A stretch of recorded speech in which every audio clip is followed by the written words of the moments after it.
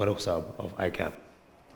Because Janab ne badi ek pertinent baat ki hai कि there are some thresholds and prescribed limits as per laws of the State Bank and other laws, and there are some effective measures that can really be put in place in order to help the customer, the company, and the entire sector comply with these laws. So one discussion is in relation to maybe some data bank. If the government or the private sector comes together and creates a data bank, how effective can, let's say, a private data bank or a public sector data bank be in Pakistan, and how can these usages of these data banks be implemented? Perhaps Farrukh Sahib can shed some light.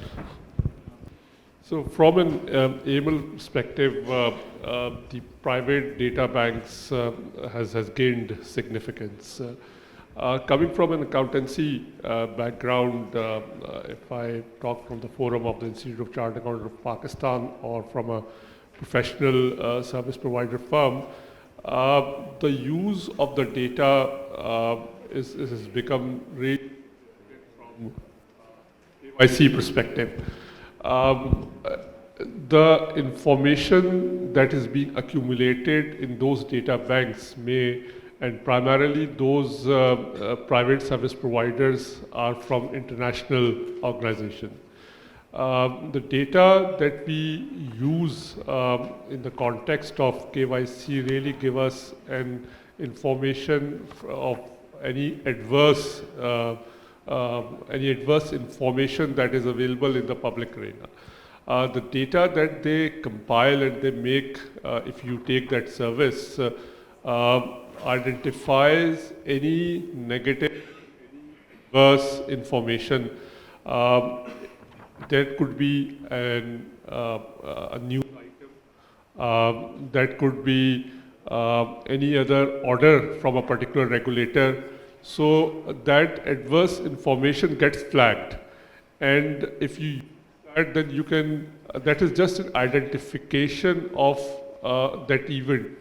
Then for the respective organization, you can further explore, you can further go deep down into it and see in your context how you have to act based on that information. Further with that private data information, the entity or the individual, if there is any sanction onto that organization or even any related or associated person that has linked to that organization or an individual, again that information gets flagged. So if there is any sanction or any comment in relation to sanctioned entity, again you need to evaluate and see in your context how this is to be used for your KYC information. The third very important aspect that comes out of that data is really the information whether the person is a political exposed entity, PEPs. Once a PEP is identified, again, based on the AML regulation, you have to go into enhanced due diligence. And that enhanced due diligence would further identify certain risks or impact your acceptability of working with that individual.